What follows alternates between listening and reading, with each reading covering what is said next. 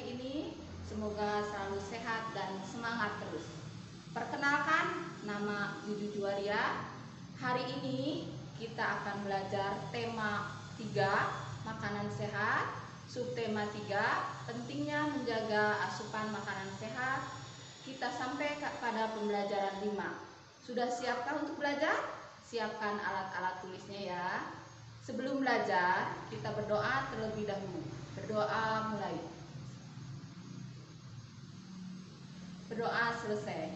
Jangan lupa ikuti protokol kesehatan ya, supaya kita tetap sehat selalu. Tujuan pembelajaran hari ini, dengan melakukan survei, siswa mengidentifikasi berbagai macam penyakit yang mempengaruhi organ pencernaan manusia. Yang kedua, dengan mempresentasikan hasil survei, siswa menjelaskan berbagai penyakit yang mempengaruhi organ pencernaan manusia. Yang ketiga, dengan berlatih memeragakan iklan yang dibuat, siswa menjelaskan isi iklan dan mendemonstrasikan iklan elektronik. Yang terakhir, dengan berkreasi merancang motif batik, siswa mengidentifikasi bahan dan alat serta membuat rancangan karya seni rupa. Sistem organ pada manusia merupakan sekumpulan organ yang saling mendukung dan bekerja sama agar tubuh menjadi berfungsi sebagaimana mestinya. Kesehatan tubuh manusia ditentukan oleh baik dan tidaknya fungsi organ tubuh tersebut. Kerjasama anggota tubuh itu penting untuk mendukung fungsi organ tubuh itu sendiri. Kerjasama juga kita temui saat kita bermain bersama atau kerja kelompok bersama. Contohnya sebelum ke pelajaran, contoh organ pencernaan manusia itu ada mulut, ada kerongkongan, ada lambung, ada usus halus, usus besar, dan anus. Setelah pembelajaran ini diharapkan kalian nanti bekerja sama dengan kelompok, bekerja sama dengan kelompok yang lainnya juga di kelas. Sudahkah dibagi kelompok tiap kelasnya? Nah, kalau sudah, satu kelompok harus menyurvei 10 responden dengan ketentuan responden sebagai berikut. Adapun pertanyaan-pertanyaannya, apakah sebatas siswa-siswa dari sekolah? Apakah hanya menyurvei orang-orang dewasa di sekolah? Apakah juga melibatkan orang-orang dewasa di sekitar sekolah? Apakah melibatkan keluarga-keluarga yang tinggal di sekitar sekolah atau di sekitar tempat tinggal kamu? Apakah akan menyurvei aparat pemerintah daerah setempat? Apakah akan menyurvei puskesmas terdekat? Setelah menentukan responden, buatlah lembar kerja mencatat semua pertanyaan yang akan kamu tanyakan. Pastikan setiap anggota memiliki kertas kerja. Informasi yang perlu diperhatikan dari survei adalah jenis gangguan sistem pencernaan yang diperoleh atau dialami responden. Yang selanjutnya, tindakan yang harus diambil pada saat responden mengalami gangguan tersebut. Seberapa parah sih gangguan yang dialami responden? Apa penyebab gangguan sistem pencernaan yang dialami responden? Sedalam apakah tingkat kesadaran responden? Sebelum kelompok kamu melakukan survei, sebaiknya kamu secara berkelompok mengulas kembali organ-organ sistem pencernaan atau fungsi tiap-tiap organ. Dari hasil survei, kamu dapat merangkum atau dalam bentuk laporan.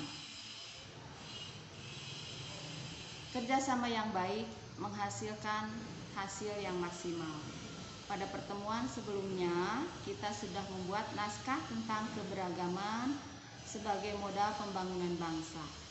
Pada pertemuan kali ini, kita akan menentukan perlengkapan pendukung iklan yang akan kita buat untuk membuat iklan. Perlengkapan pendukung bisa bermacam-macam tergantung iklan yang akan dibuat. Perlengkapan pendukung iklan contohnya sapu, selain sapu apalagi ya yang mempengaruhi, ada kertas, ada laptop, dan lain sebagainya. Menggunakan naskah sesuai akting yang kita dengan sketsa gambar berdasarkan rasa. Gunakan perlengkapan pendukung untuk menunjang penampilan. Bersiaplah untuk penampilan hari ini dan berikutnya. Pastikan bahwa saat tampil kita harus melakukan kontak mata dengan penonton, tidak menutupi pandangan mata penonton, menggunakan suara lantang, intonasi yang jelas, serta ekspresi yang tepat dan sesuai. Yang terakhir, gunakan bahasa tubuh dengan baik dan penuh percaya diri. Keragaman tidak menghalangi sebuah bentuk kerjasama. Malah sebaliknya, keragaman justru semakin memperkuat kerjasama. Indonesia kaya akan keragaman budaya, antara lain keragaman pada seni rupa daerahnya.